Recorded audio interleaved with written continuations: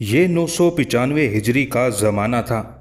اسی دوران ہندوستان سے یہ خبر آئی کہ سلطان سکندر لودھی کا انتقال ہو چکا ہے اور اس کی جگہ اس کا بیٹا سلطان ابراہیم لودھی بادشاہ بن گیا ہے۔ بابر کے لیے یہ بڑی عجیب خبر تھی۔ وہ کسی مسلمان کی موت سے خوش ہونے والا نہیں تھا، لیکن پھر بھی یہ ایک بڑے انقلاب کے قدموں کی چاپ تھی جسے وہ بغور سننا چاہتا تھا۔ اجودھیا کے قیام کے دوران سید مبارک علی نے بابر کو تفصیل کے ساتھ بتایا تھا کہ سلطان سکندر لودھی ایک ہمدرد اور عادل حکمران ہے اور اس کے دور حکومت میں اس کی رعایا چین کی نیند سوتی ہے۔ سیاسی تجربات و مشاہدات نے بابر کو یہ راز سمجھا دیا تھا کہ جس فرما روا سے اس کی رعایا راضی و مطمئن ہو، اسے جنگ کرنا آسان نہیں ہوتا۔ سلطان سکندر لودھی کے انتقال کے بعد بابر کو ایک دوسری اہم خبر کا انتظار تھا۔ اسے یہ جاننے کی شدید خواہش تھی کہ مرحوم سلطان کا بیٹا ابراہیم لودھی کس مزاج اور کردار کا انسان ہے۔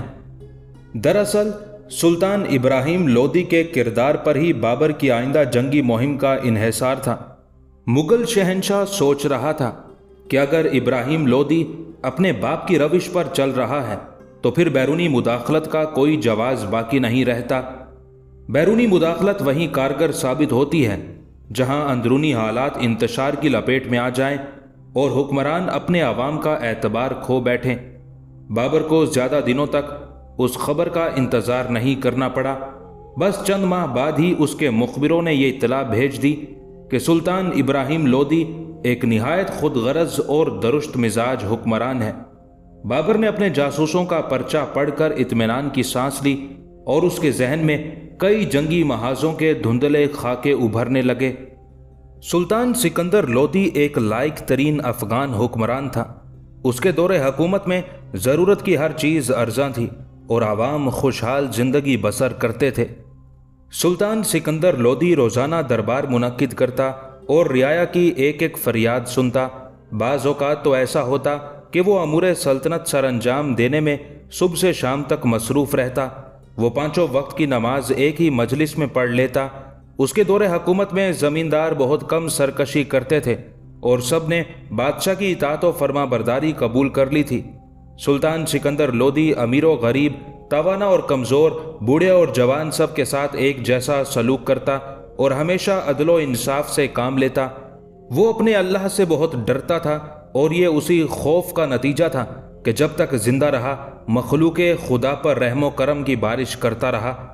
روایت ہے کہ جس زمانے میں سلطان سکندر لودھی اپنے بھائی باربک شاہ سے جنگ میں مصروف تھا، اس وقت ایک فقیر آیا اور اس نے سلطان کا ہاتھ دیکھنے کی خواہش ظاہر کی۔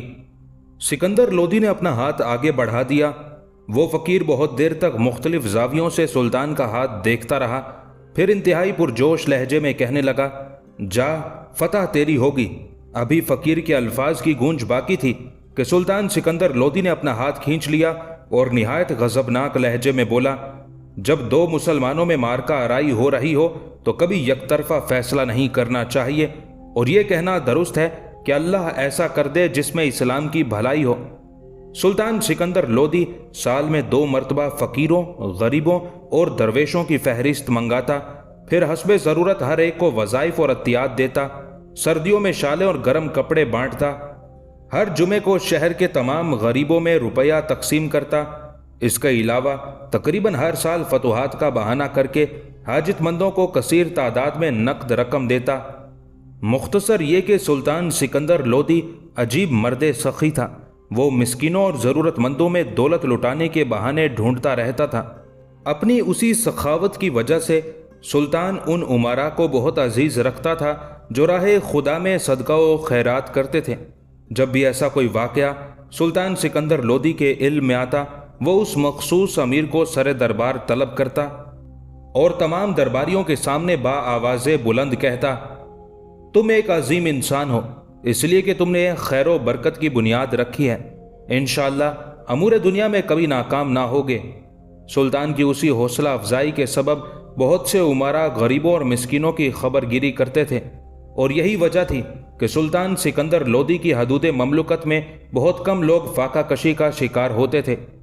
جو شخص ملازمت کرنے کے لیے آتا بادشاہ پہلے اس کا حسب و نسب دریافت کرتا، اس کے بعد حسب مراتب اس کو عہدہ دیتا۔ اگر کسی کے پاس گھوڑا، سواری اور دوسرا ضروری سامان نہ ہوتا تو اسے جاگیر عطا کر دیتا تاکہ وہ اپنی ظاہری حیثیت اور معاشی حالت درست کر سکے۔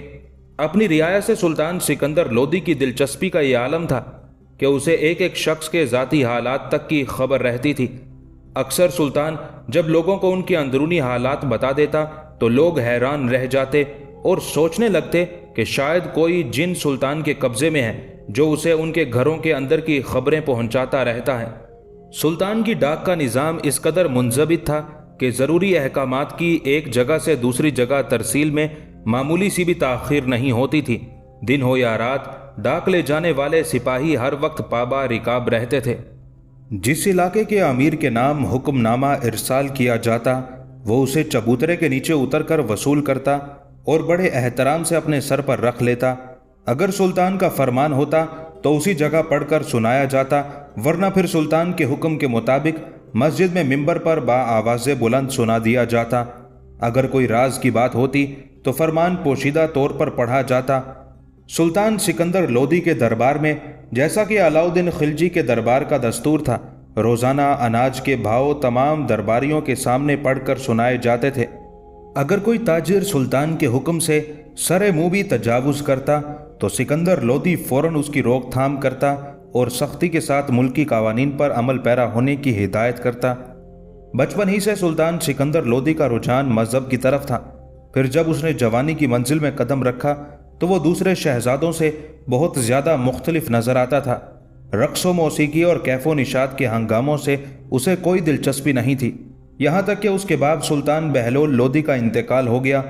سکندر لودھی اس وقت دارالحکومت سے دور تھا۔ افغان سرداروں نے باہم مشورے کے بعد اسے تخت نشینی کے لیے طلب کیا۔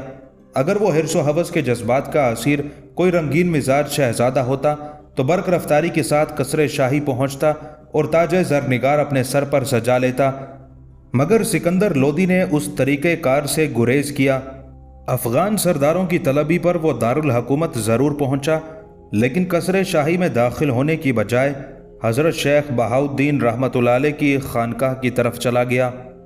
حضرت شیخ بہاؤالدین اپنے وقت کے ولی کامل تھے۔ سکندر لودھی بڑے ادب و احترام کے ساتھ ان کی خدمت میں حاضر ہوا۔ افغان حکمران کے فرزند کو دیکھ کر شیخ مسکرائے اور بڑے مشفقانہ لہجے میں مخاطب ہوئے۔ اس فقیر کی کوٹھڑی کی طرف کیسے آنا ہوا شہزادے؟ شیخ جانتے ہیں کہ والد محترم اس دنیا سے رخصت ہو چکے ہیں۔ سکندر لودھی نے اس طرح کہا کہ اس کی نظریں خانقاہ کے فرش پر مرکوز تھیں۔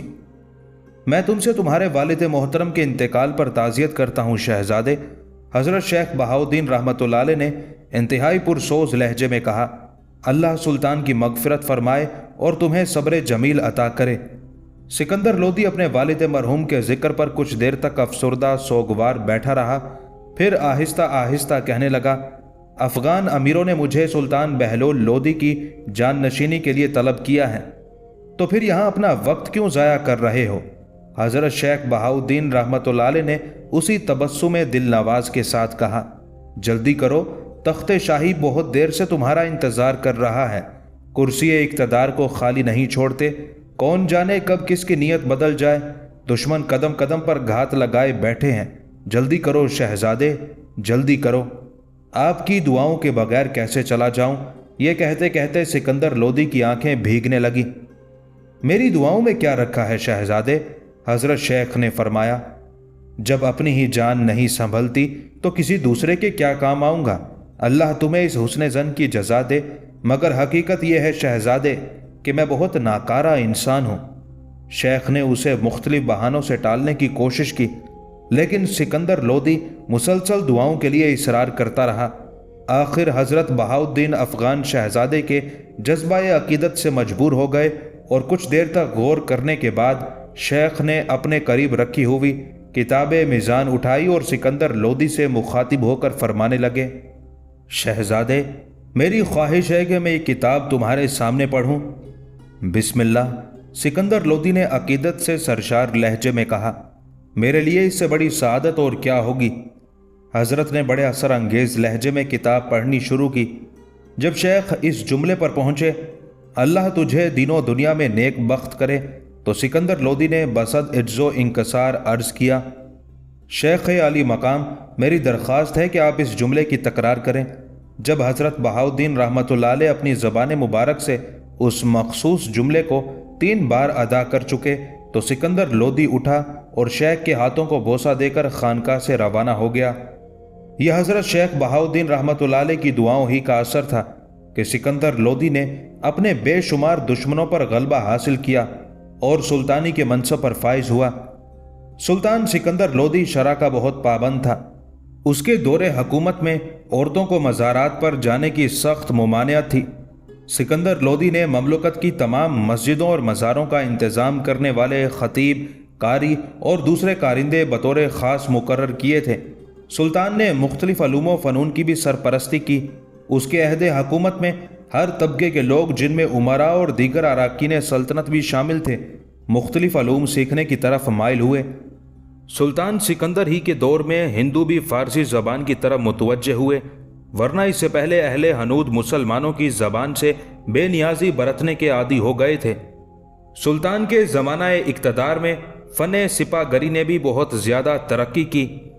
اپنی رعایا کے لیے ایک باپ کی طرح شفیق و مہربان حکمران بالآخر 7 ذی-القعدہ 923 ہجری کو دنیا سے رخصت ہو گیا۔ سلطان سکندر لودھی نے 28 سال 5 مہینے حکومت کی۔ سکندر لودھی کا انتقال آگرہ میں ہوا تھا۔ سلطان کی وفات کے بعد اس کا سب سے بڑا بیٹا ابراہیم لودھی تخت نشین ہوا۔ ہر خاص و عام کا یہی خیال تھا کہ ابراہیم لودھی سلطان سکندر کا حقیقی وارث ثابت ہوگا، اور باپ نے مخلوق خدا کے ساتھ محبت و انصاف کے جس نظام کو قائم کیا تھا وہ اسے مزید استقامت بخشے گا۔ مگر خوش گمانیوں کا یہ طلسم اس وقت ریزہ ریزہ ہو گیا جب ابراہیم لودھی نے رعایا کی طرف سے پیش کردہ نظروں کو بڑی حقارت کے ساتھ ٹھکرا دیا۔ ایک سلطان کو دوسرا سلطان اور ایک بادشاہ کو دوسرا بادشاہ ہی نظر پیش کر سکتا ہے۔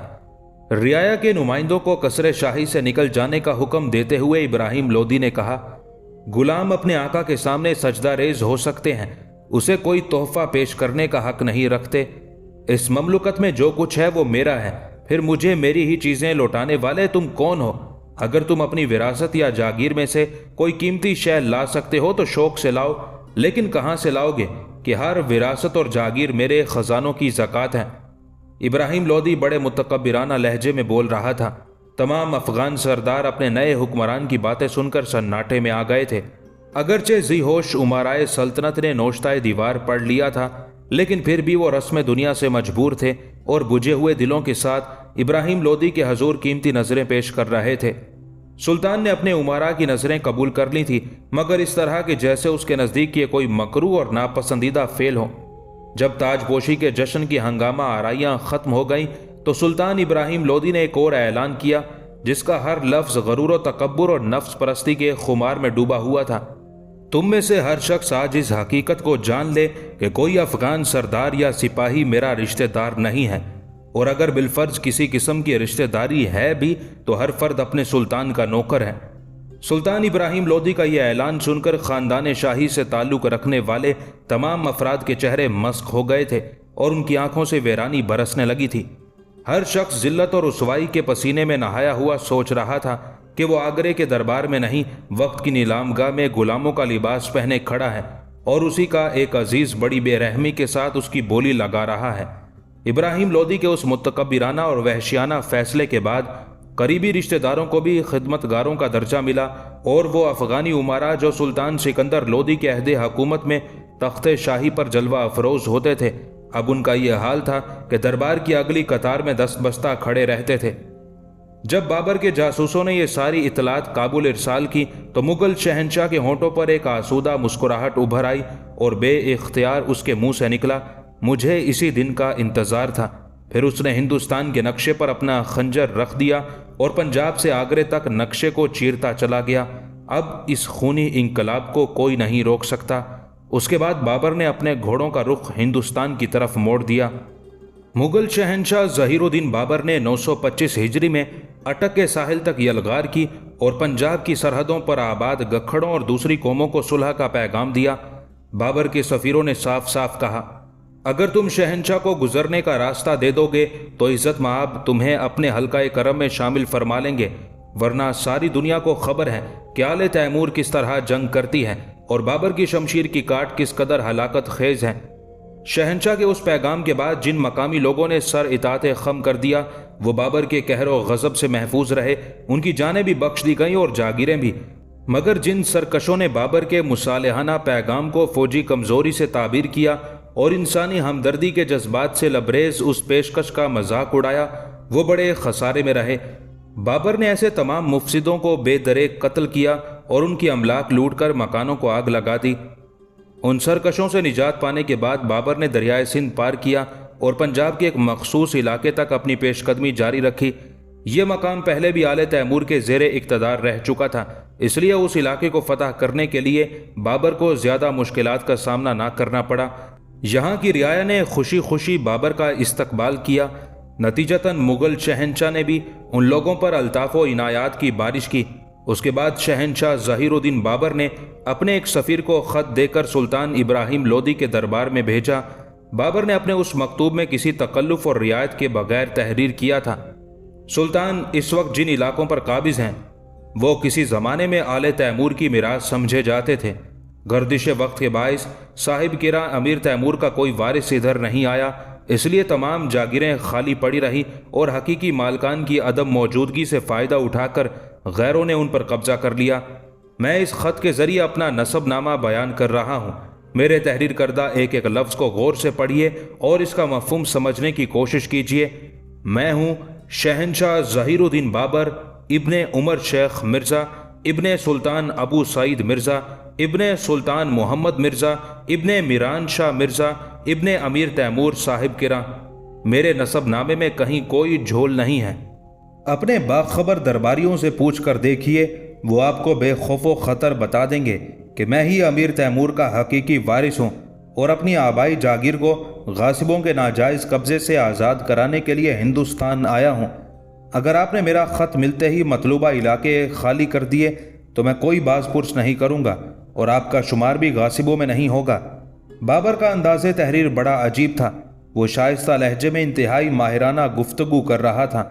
اگر آپ نے دوسرے بد دماغ حکمرانوں کی طرح میری اس مصالحانہ پیشکش کی قدر نہیں کی تو پورے ہوش و حواس کے ساتھ سن لیجئے کہ میں اپنی موروثی جاگیروں کی حفاظت کرنا خوب جانتا ہوں۔ میں نہیں چاہتا کہ مخلوق خدا گھر سے بے گھر ہو جائے، گلی کوچوں میں لاشوں کے انبار لگ جائے، ہندوستان کے کئی دریاؤں کے پانی کا رنگ سرخ ہو جائے اور یتیم بچوں اور بیوہ عورتوں کی تعداد میں اس قدر اضافہ ہو جائے کہ میں تمام عمر اپنے سینے پر ایک ناقابل برداشت بوجھ لیے پھرتا رہوں۔ مجھے جو کچھ کہنا تھا کہہ چکا۔ اگر ہندوستان کسی خونی حادثے سے دوچار ہوا تو اس کی تمام تر ذمہ داری آپ پر عائد ہوگی۔ خط لکھنے کے بعد بابر نے اپنے چند خاص مشیروں کو بھی یہ تحریر دکھائی تھی اور سلطنت مغلیہ سے وابستہ یہ دانشمند لوگ اپنے فرما روا کا مکتوب پڑھ کر حیرت زدہ رہ گئے تھے کہ بیک وقت اس کا انداز مصالحانہ بھی تھا اور جابرانہ بھی۔ اگر آپ حضرات کا مشورہ ہو تو اس خط میں مزید اضافہ کر دیا جائے۔ بابر دوستانہ لہجے میں اپنے مشیروں سے گفتگو کر رہا تھا۔ نہیں عالی جاں، تمام مشیروں نے بیک زبان کہا۔ عزت مآب نے جو کچھ تحریر فرما دیا وہ سلطان ابراہیم لودھی کو بے قرار کرنے کے لیے کافی ہے۔ میں اسے بے قرار کرنا نہیں چاہتا، بابر نے ٹھہر ٹھہر کر کہا۔ اس کے ہونٹوں پر ایک ہلکا سا تبسم نمایاں تھا۔ میں چاہتا ہوں کہ وہ میرا حکم نامہ پڑھ کر یا تو نفسیاتی طور پر مغلوب ہو جائے یا پھر جوش وحشت میں سر دربار ہذیان بکنے لگے، اور پھر ایسا ہی ہوا۔ سلطان ابراہیم لودھی بابر کا خط پڑھ کر شدت غضب میں تخت شاہی پر کھڑا ہو گیا۔ وہ مغل فرما روا کے مکتوب کو چاک کر کے اس کے ٹکڑے سفیر کے حوالے کر دینا چاہتا تھا، مگر سلطان کے مشیروں نے اسے سمجھایا، فی الحال آپ بھی بابر کو الفاظ کے ہتھیار سے قتل کیجیے۔ اگر آپ نے مغل فرما روا کے خط کو پرزوں میں تبدیل کر دیا تو ہمیں سفارتی سطح پر شکست ہو جائے گی۔ پھر میں کیا کروں؟ فرط غضب میں سلطان ابراہیم لودھی اپنے مشیروں کے سیدھے سادے الفاظ کا بھی مفہوم نہیں سمجھ سکا۔ آپ بھی بابر کے نام ایک تحقیر آمیز خط تحریر کر دیجئے، سلطان کے مشیروں نے کہا۔ ابھی تو صرف الفاظ کی جنگ چھڑی ہے، آپ بھی حروف و معانی کے ہتھیار اٹھائیے۔ جب انسانی خون کی لے پر رقص فنا شروع ہوگا تو پھر بابر کی شمشیر ہلاکت کو بھی دیکھ لیں گے۔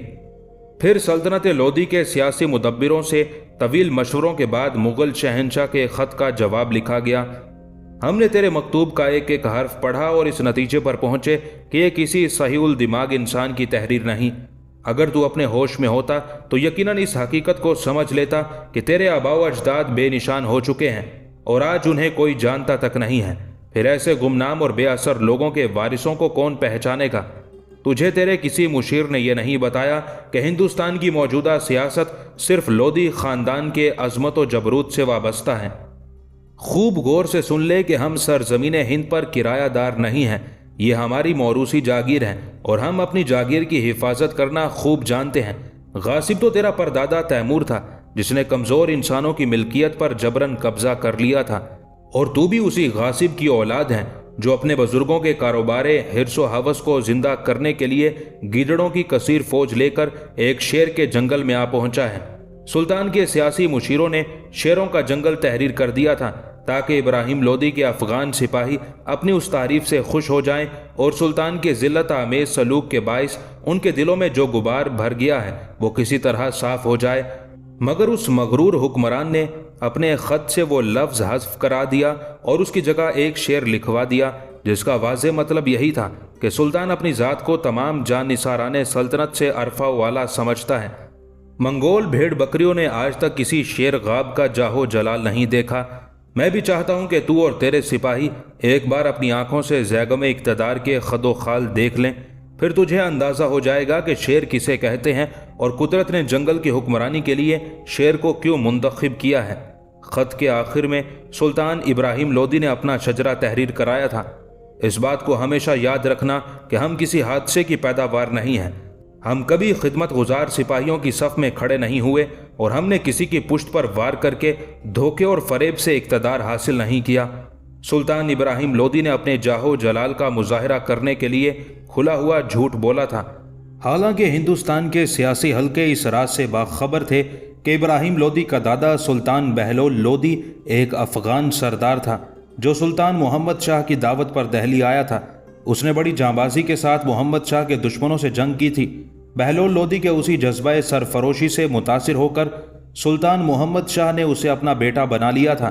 849 ہجری میں سلطان محمد شاہ کا انتقال ہو گیا اور دہلی کے تخت پر اس کا بیٹا سلطان علاء الدین جلوہ افروز ہوا۔ تمام امرائے سلطنت نے سلطان کے روبرو حاضر ہو کر سر دربار اپنی اطاعت گزاری کا اعلان کیا۔ علاء الدین کی نظریں بہلول لودھی کو تلاش کر رہی تھیں جو اس کے باپ کا منہ بولا بیٹا تھا، اور اسی رشتے سے سلطان اسے اپنا بڑا بھائی کہہ کر مخاطب کرتا تھا۔ مگر بہلول لودھی نے آداب سلطانی کے مطابق دربار میں حاضری بھی نہیں دی اور کسی خط کے ذریعے اپنی فرما برداری کا اقرار بھی نہیں کیا۔ سلطان علاء الدین کو بہلول لودھی کا یہ طرز عمل سخت ناگوار گزرا، لیکن وہ ایک عاقبت نااندیش، کم ہمت اور کمزور فرما روا تھا۔ بس دل ہی دل میں پیچ و تاب کھاتا رہا اور شدید خواہش کے باوجود بہلول لودھی کے خلاف کوئی تادیبی کارروائی نہ کر سکا۔ بہلول لودھی بڑی ہوشیاری کے ساتھ اپنے ہم خیال افغانوں کو جمع کرتا رہا، اور پھر جب اس کی فوجی طاقت میں بہت زیادہ اضافہ ہو گیا تو اس نے مختلف سیاسی چالیں چلی اور سلطان علاء الدین کو دہلی چھوڑ کر بدایوں جانے پر مجبور کر دیا۔ بہلول لودھی یہی چاہتا تھا۔ آخر 855 ہجری میں وہ دہلی کے تخت پر قابض ہو گیا اور اس نے خطے سے سلطان علاء الدین کا نام خارج کر دیا۔ یہ نمک حرامی اور غداری کی بدترین مثال تھی، مگر بہلول لودھی نے محبت اور اعتبار کا خون کر کے اپنے دیرینہ خواب کی تعبیر حاصل کر لی تھی۔ ایک لحاظ سے سلطان علاء الدین اس کا محسن زادہ تھا اور دوسرے رشتے سے چھوٹا بھائی، لیکن بہلول لودھی نے کسی رشتے کا احترام نہیں کیا۔ ہاں، اتنا ضرور ہوا کہ سلطان علاء الدین بدایوں کے حاکم کی حیثیت سے 28 سال تک گمنامی کی زندگی بسر کرتا رہا۔ شاید بہلول لودھی کی طرف سے اس نرمی کی وجہ یہ تھی کہ بدایوں کا علاقہ اس کے لیے قابل ذکر سیاسی حیثیت نہیں رکھتا تھا۔ اگر بہلول لودھی کو معمولی سا بھی شک ہو جاتا کہ سلطان علاء الدین اس کے راستے کا پتھر ہے تو وہ کسی تاخیر کے بغیر اس پتھر کو ایک ہی بے رحمانہ ٹھوکر کے ذریعے ہٹا دیتا۔ سلطان ابراہیم لودھی نے اپنے دادا کی اس زمانہ سازی اور احسان فراموشی پر جھوٹ کا پردہ ڈالتے ہوئے یہ دعویٰ کیا تھا کہ وہ کسی حادثے کی پیداوار نہیں اور اس کے آباء و اجداد میں سے کسی کی گردن میں خدمت گزاری کا توق نہیں ہے۔ خط کے آخر میں بابر کی تقلید کرتے ہوئے دہلی کے حکمران نے اپنا نسب نامہ تحریر کیا تھا۔ میں ہوں سلطان ابراہیم لودھی ابن سلطان سکندر لودھی ابن سلطان بہلول لودھی۔ تیسری پشت کے بعد سلطان ابراہیم لودھی کے نسب نامے میں کسی مقتدر ہستی کا ذکر نہیں تھا۔ اگر اس زاویے سے بابر اور ابراہیم لودھی کا موازنہ کیا جاتا تو دہلی کے حکمران کی کوئی حیثیت باقی نہیں رہتی، کیونکہ بابر کا نسب نامہ صرف امیر تیمور پر ہی ختم نہیں ہوتا تھا۔ اگر نسلی تفاخر کے قصے کو زیادہ طول دیا جاتا تو بات بڑھتے بڑھتے ہلاکو اور چنگیز خان تک پہنچ جاتی، اور یہ دونوں نامور فاتح بہرحال بابر کے مورث اعلیٰ تھے۔